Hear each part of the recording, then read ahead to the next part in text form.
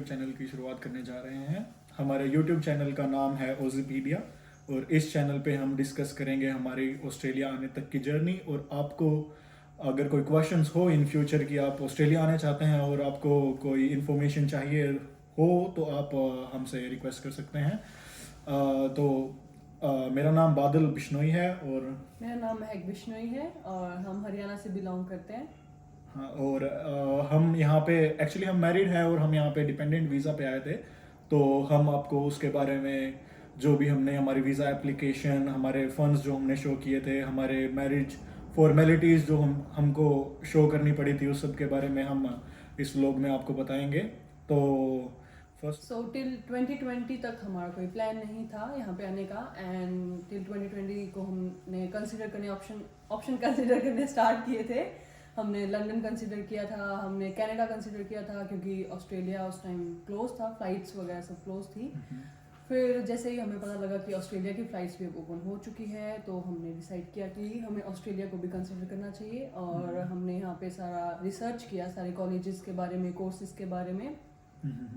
अब यहाँ आते हैं अपने टॉपिक पे कि डिपेंडेंट वीज़ा और like he is on his student visa और I am on my dependent visa. तो ये हम कैसे लगा सकते हैं, क्योंकि जब हमने हमारी जर्नी स्टार्ट की थी तो उस टाइम हमने काफ़ी रिसर्च की यूट्यूब पे, गूगल पे, हमें कहीं पे भी क्लियर इंस्ट्रक्शन नहीं मिल रहे थे कि कैसे डिपेंडेंट वीज़ा का प्रोसेस होता है, कितने फंड्स चाहिए और क्या इसका ओवरऑल। तो हम एजेंट्स के पास जाना पड़ रहा था, उनसे कांटेक्ट करना पड़ रहा था और सबको पता है कि हर एजेंट का अलग अलग तरीका होता है। हाँ। सो उसकी वजह से तो हमने सोचा हमारा फर्स्ट टॉपिक जो है वो डिपेंडेंट वीज़ा और स्टूडेंट वीज़ा को मतलब कंबाइन कैसे आप ट्रैवल कर सकते हो एक साथ एज अ कपल।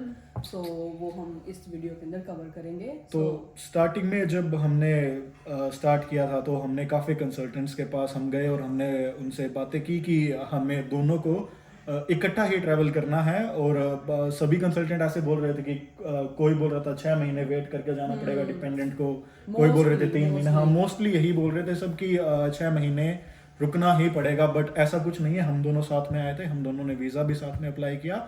और ऐसा कुछ नहीं है, वीज़ा अगर आपकी फाइल स्ट्रॉन्ग है, ये मैं आपको बताऊंगा कि आपकी फाइल स्ट्रॉन्ग करने के लिए आपको क्या क्या करना पड़ेगा। बट अगर आपकी फाइल स्ट्रॉन्ग है तो ऐसा कोई केस नहीं है कि आपको अलग अलग ट्रैवल करना पड़ेगा। क्योंकि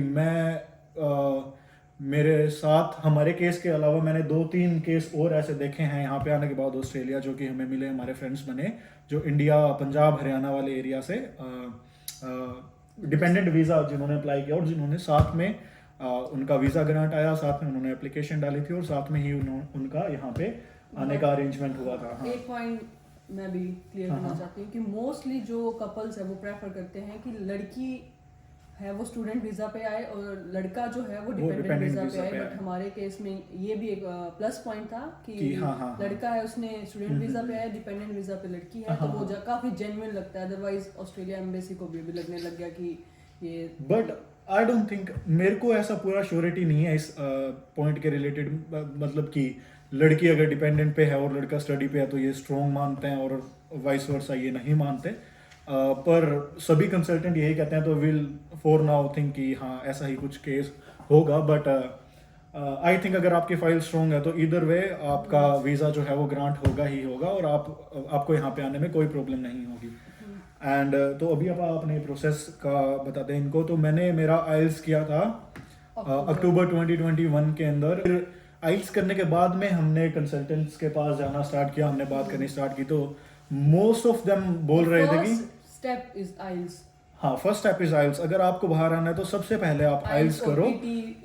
आप जितना भी बढ़िया आइल्स या पीटी, हाँ वटएवर, आप जितना बढ़िया उसमें स्कोर कर सकते हैं उतना बढ़िया आप स्कोर करें और उसके बाद में आप कंसल्टेंट के पास जाएं कि आपके पास आपकी प्रोसेस स्टार्ट करने के लिए थोड़ा मटेरियल है, आपने मतलब फर्स्ट स्टेप ले रखा है। और अभी आप सबसे पहला क्वेश्चन जो आपसे पूछेंगे how did you score, how much did you score, हाँ आइल्स का एग्जाम दिया है या नहीं दिया, सब कुछ। और फिर उसके बेसिस पे वो मतलब कंसल्टेंट्स तो इंडिया में भैया पैसे के भूखे होते हैं, बट फिर भी वो सीरियस लें या ना लें ये वो इस पॉइंट से जज करते हैं कि आपने आपका आइल्स, आपने आपका फर्स्ट स्टेप जो है वो क्लियर किया है या नहीं किया।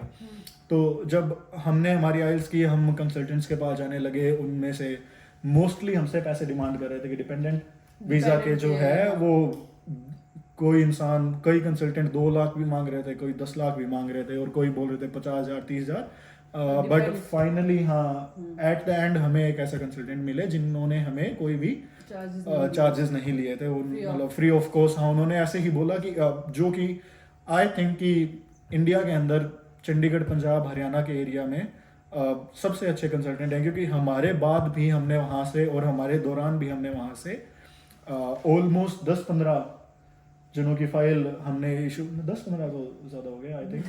हाँ, एक साथ 4 लोगों ने चार लोग हमने एक साथ 4 लोगों ने करवाई थी। उसके बाद में मैंने रेफरेंस के अंदर 5-6 जनों का और वहाँ से इशू करवाया था, और सबका अभी तक वीज़ा आ चुका है, किसी का भी रिजेक्शन नहीं आया। तो I think they work really hard कि उनके जो जितने भी कस्टमर्स हैं उनके सबके वीज़ा आ जाए। तो I think they give it their best and they make sure that you receive your visa. तो उसके बाद में हमने हमारा आइल्स किया, उन्होंने हमारी एसओपी में भी हेल्प की थी, कंसल्टेंट ने हमारा फंड्स के बारे में हमें सब कुछ बताया, और हमने अक्टूबर आई थिंक 2022 में, हाँ, अक्टूबर 2022 में हमने हमारा वीज़ा फाइल कर दिया था, और अक्टूबर में ही हमारे वीज़ा का ग्रांट आ गया था। और हमने नवंबर के अंदर फर्स्ट वीक में हमने हमारा फ्लाइट की बुकिंग की और हम यहाँ पे आ गए थे। तो मेरी यूनिवर्सिटी जो थी वो ग्रिफिथ यूनिवर्सिटी थी, गोल्ड कोस्ट के अंदर हम रह रहे थे।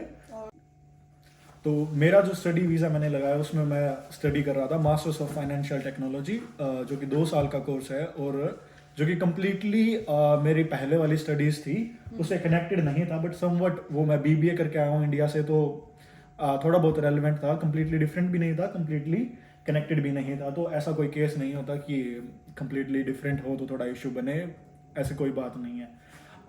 तो फंड्स की बात करते हैं, तो फंड्स आपको जैसा शो करना पड़ता है वो है आपको 1 साल का आपका लिविंग एक्सपेंस और 1 साल की आपको फीस, ट्यूशन फीस, हाँ। और डिपेंडेंट हो तो आपका जो डिपेंडेंट है उनकी 1 साल की लिविंग कॉस्ट, प्लस आपका इंश्योरेंस जो है वो ऑलरेडी आपको लेना पड़ेगा for the duration of your course. And उसके बाद में visa fees, medical fees, flight tickets, इतना ही आपका होता है। तो इसमें शो मनी के अंदर आपको आप दोनों का 1 साल का लिविंग एक्सपेंस जो कि समवट 12 लाख एक जने का पड़ता है, तो 24 लाख दोनों का, प्लस 1 साल की फीस जिसमें से 6 महीने की तो आप भर दोगे, और जो 6 महीने बाकी के जो बचते हैं उनका मेरा समवट अराउंड 12 लाख 11 लाख का 6 महीने का मेरा बजट था शायद, 11-12 लाख, हाँ 11-12 लाख मेरे एक सेमेस्टर की फीस थी। तो 36 लाख प्लस जो एक सेमेस्टर की मेरी पहले की फीस थी वो मैंने लोन नहीं करवाया था, तो वो मैंने मेरे फंड्स में से ही शो करे थे। तो हमारा ऑलमोस्ट 45-46 लाख रुपये इंडियन रुपीज़ हमने शो किए थे उस टाइम। एंड इंश्योरेंस जो है एक जने का 2.5 लाख, दोनों का 2.5 लाख, हाँ 1.5 लाख रुपए, एक जने का 1.5 लाख, नहीं दोनों का 1.5 लाख था अपना, $5,000 थे, $5400 क्या, हाँ $5400 थे। तो समवट 2.5 लाख 3 लाख रुपए हमारा इंश्योरेंस हुआ था। बट वो इंश्योरेंस के प्राइसेस जो है वो चेंज होते रहते हैं, तो आपके टाइम हो सकता है महंगा भी हो या सस्ता भी हो, उसका आप कुछ नहीं कर सकते। बट कंपनीज है जो रूल कर रही है, अलायंस एंड बुपा। अलायंस और बुपा, ये 2 कंपनी है जिनको मतलब ये काफ़ी अच्छा भी मानते हैं, जिनका इंश्योरेंस कवर यहाँ पे आने के बाद हमें भी थोड़ी मेडिकल इश्यूज हुए थे, तो हमारा भी काफ़ी आसानी से उन्होंने मेडिकल क्लेम हमें दे दिया था। तो बुपा और अलायंस ही हमारा अलायंस का था, बट महक का रियल भाई यहाँ पे ऑस्ट्रेलिया में रह रहा है, उनका बुपा का था। हाँ, तो इन दोनों में से आप ए और बी दोनों अच्छे ऑप्शंस हैं, आप किसी में भी जा सकते हैं। सो शो मनी का ये हो गया। अभी आप बात करते हैं अपने मैरिज की। तो हमने 2022 के अंदर अपना वीज़ा फाइल किया था, और उसके अंदर हमने अक्टूबर में बेसिक जो रिक्वायरमेंट है डिपेंडेंट वीजा की वो है कि आपकी मैरिज जो है 1 साल पुरानी रजिस्टर्ड होनी चाहिए। हाँ, तो एटलीस्ट हमने 1 साल पुरानी एक साल आपकी मैरिज पुरानी होनी चाहिए। एंड उसके फोटोग्राफ्स लाइक प्रूफ्स होने चाहिए। तो हमने हमारी मैरिज रजिस्टर करवाई थी, हमने बेसिकली February। कोर्ट मैरिज ही की थी।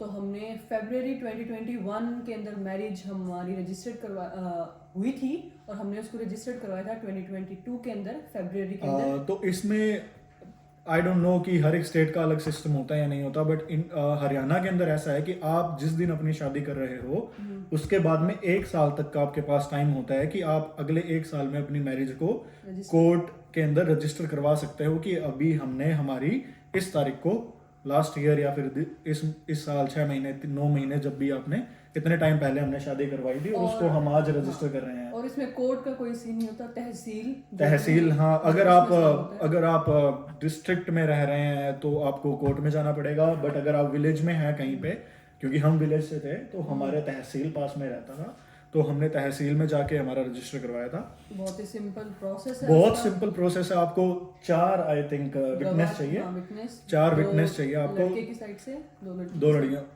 पेरेंट्स होना जरूरी नहीं है, आप अपने फ्रेंड्स को भी लेके जा सकते हैं, वो कोई इशू नहीं है, बट 4 विटनेस होने बहुत जरूरी है एंड जेन्युइन विटनेस, क्योंकि वहां पे कभी कभी क्वेश्चन कर लेते हैं कि किस तारीख को आपकी शादी थी और शादी में कौन कौन था, कैसे कैसे था, कौन से दिन तो वो हल्दी हुई थी, कौन से दिन मेहंदी थी, डिपेंड्स। तो सेफ साइड की जेन्युइन हो सब कुछ तो सही रहेगा आपके पास। हाँ, एटलीस्ट 4 से 5 फोटोज मांगते हैं आपके रिसेप्शन, आपके वेडिंग की। आपको पूरी यूनिफॉर्म के अंदर जो कॉस्ट्यूम, हाँ कॉस्ट्यूम के अंदर आपको अपनी फोटो करवानी पड़ेगी, और वो 4 से 5 आपको जो है तहसील या कोर्ट या जहाँ पे भी आप जाएंगे वहाँ पे आपको शो करनी पड़ेगी। वही सेम पिक्चर्स फिर आपकी जब वीजा की फाइल लगती है तो उसमें भी आपको वो सेम फोटोज देनी पड़ेगी, क्योंकि उसी से ही आपकी काफी कंसल्टेंट ऐसे भी बोलते हैं कि आपको 20 फोटोज 30 फोटोज आपको वीडियो और सब कुछ दिखाना पड़ेगा। ऐसा कुछ नहीं है, अगर वीजा आना हो तो 2 फोटोज में भी आ जाएगा, अगर ना आना हो तो वो 20 दे दो, आप कितना भी कुछ दे दो। हाँ हाँ, तब आप एसओपी लिख दो। हमें कई कंसल्टेंट्स ने रेफर किया था कि आप आपके रिलेशन की एसओपी बनाओ, आप कब मिले थे, कैसे मिले थे, तो आपको आपके रिलेशन का मतलब भाई सारा कुछ बताओ, सब कुछ। हर टाइप के कंसल्टेंट है, चक्करों में पड़ना बहुत ही गलत है। इंडिया के अंदर जो भी है मोस्टली पैसों सिंपल रखोगे, जितना सिंपल उतना बढ़िया। आपको ज्यादा जेन्युइन रखेगी। अगर आप 30 फोटोग्राफ्स दे दोगे उनको प्रूफ करने के लिए, तो कहीं ना कहीं उनको लगेगा कि हाँ मतलब इतना जेन्युइन नहीं है ये, इतना जेन्युइन नहीं है। क्योंकि जितना आप ट्राई हार्ड बनोगे, जितना आप शो करोगे कि हाँ भाई मेरा सब कुछ जेन्युइन है, वो उतना ही शक करेंगे कि इंसान इतना क्यों कर रहा है यहाँ पे आने के लिए, कि इतना क्यों प्रूफ दे रहा है, क्योंकि वो भी इंसान ही है, उनका भी दिमाग अपनी तरह ही चलता है। तो ITR आपको, हाँ अगर आप फंड शो कर रहे हैं तो उसके साथ साथ में आपको ITR भी शो करनी पड़ती है। ITR एटलीस्ट एक, अगर सिंगल पर्सन अपने वीजा के लिए आ रहा है तो उनको एटलीस्ट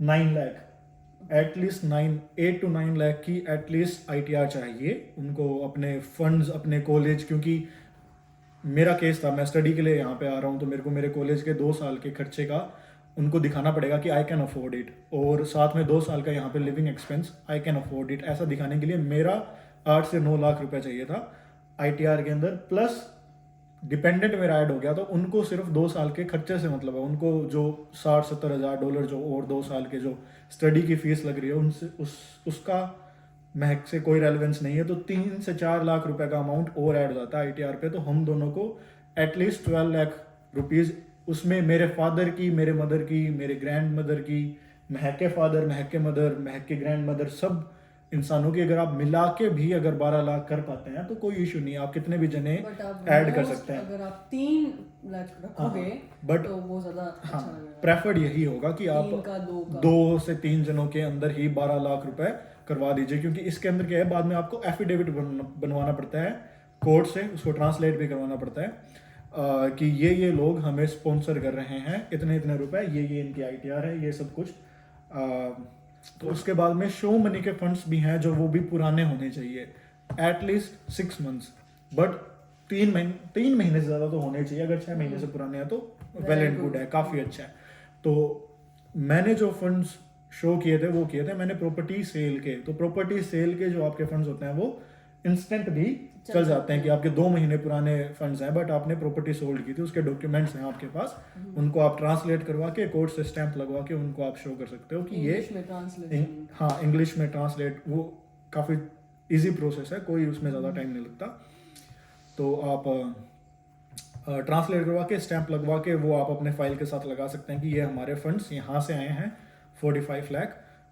अगर कोई सिंगल इंसान है जो कि डिपेंडेंट वीज़ा पे यहाँ पे नहीं आ रहा है, सिर्फ स्टूडेंट वीज़ा पे आ रहा है, तो 30, 32, 35 के अराउंड हाँ शो करना पड़ता है। अभी ITR के बारे में मेरे को एक और बात बतानी थी कि अभी तक ये फाइनलाइज नहीं है बट न्यूज़ में ऐसे ही चल रहा है कि जुलाई के पहले तो ऐसा सीन था कि आप फार्मर इनकम दिखा सकते थे ITR के अंदर, बट अभी जो है जो भी इंसान नई अपनी फाइल लॉन्च कर रहे हैं यहाँ पे वो अपनी ITR में फार्मर इनकम नहीं दिखा सकते। आपकी या तो बिजनेस से या फिर जॉब से अगर आपकी कोई इनकम है तो वो जेन्युइन मानेंगे यहाँ पे। जितनी भी प्रॉपर्टी है आप CA को डॉक्यूमेंट्स दे के उनकी वैल्यूएशन करवा के और एक डॉक्यूमेंट बनता है जिसपे CA की स्टैंप लगती है कि this person is worth let's say 2 crore 3 crore, तो उसके बेसिस का जो वो प्रॉपर्टी वैल्यूएशन रिपोर्ट जो है वो भी अटैच करना एक प्लस पॉइंट है। हाँ ये नेसेसरी नहीं है बट अगर आप शो करोगे कि I am worth 6 crore 7 crore in India तो यहाँ वालों को जेन्युइन लगता है कि इस बंदे के पास पैसे हैं, ये यहाँ पे अफोर्ड कर सकता है। then he will go back to India then he will go back to India क्योंकि इसके पास इतनी सारी प्रॉपर्टी है तो he'll बी वेल ऑफ। वो इंडिया वापस जाने के लिए यहाँ पे सिर्फ पढ़ाई करने के लिए ही आ रहा है क्योंकि he will be making more money in India than he can make here. And ये चीज़ भी आपको लाइक बहुत इंपॉर्टेंट है कि आपको ये उनको शो करना है कि मैं लाइक डिपेंडेंट वीज़ा के केस के अंदर कि मैं मेरे पार्टनर को यहाँ पे सपोर्ट करने के लिए आ रहा हूँ या आ रही हूँ, यही मेरा इंटेंशन है। अभी अपने को यहाँ पे रहते हुए ऑलमोस्ट 7-8 महीने हो गए ना। एग्जैक्टली हमें यहाँ पे रहते एक और चीज तो नहीं मिलती कोई भी इंफॉर्मेशन, इसीलिए स्टार्ट किया क्योंकि हम रिसेंटली आए हैं, अभी हमारे पास है टाइम। हाँ इवन अभी भी मतलब इंडिया में हमारे काफी फ्रेंड्स हैं जो यहाँ पे आने जाते हैं जिनका हर रोज हमारे पास कॉल आता है कि भाई कौन सा कोर्स कैसे क्या करें क्या ना करें। तो हमें मतलब एक नोस्टैल्जिया होता है कि हम कितना स्ट्रगल कर रहे थे, हमें कितनी इंफॉर्मेशन की ज़रूरत थी जो हमें नहीं मिल पा रही थी, हम यहाँ पे आना चाह रहे थे तब। तो once a week at least we'll try to make one video because भैया यहाँ पे आने के बाद हर एक इंसान अपनी लाइफ में काफ़ी बिजी, क्योंकि यहाँ पे रहना भी इतना आसान नहीं है जितना इंडिया के अंदर हमें दिखता है कि यहाँ पे पहुँच जाओ उसके बाद तो भाई बस ऐसा कुछ नहीं है भाई, बिल्कुल भी नहीं है। बट इंडिया से यहाँ पे लाइफस्टाइल काफ़ी अच्छा है, चीज़ें काफ़ी बढ़िया है। तो यहाँ पे आना आई सजेस्ट कि एक इंसान को एक बार कोई भी country, Canada, USA, UK, Germany, anywhere, एक बार बाहर आके यहाँ की लाइफस्टाइल भी देखना चाहिए क्योंकि माइंड बहुत ब्रॉड हो जाएगा। हाँ डाइवर्सिटी देखोगे आप, यहाँ का कल्चर देखोगे तो आपको काफ़ी अच्छा लगेगा। हाँ we think this is it. काफ़ी लंबी हो गई है लगता है वीडियो बट इट्स ऑलराइट। कोई भी क्वेश्चंस हो तो कमेंट सेक्शन में ज़रूर बताना। विल ट्राई टू इसको भी हम आगे एलैबोरेट करके हर एक पॉइंट को भी हम यहाँ पे आने के अलग से एंड स्टडीज को अलग से, यूनिवर्सिटीज को अलग से अगर कोई और क्वेश्चन हो यहाँ के रिलेटेड, यहाँ के कल्चर, यहाँ की लाइफ, यहाँ की इनकम, तो कमेंट में बताना, विल डिस्कस।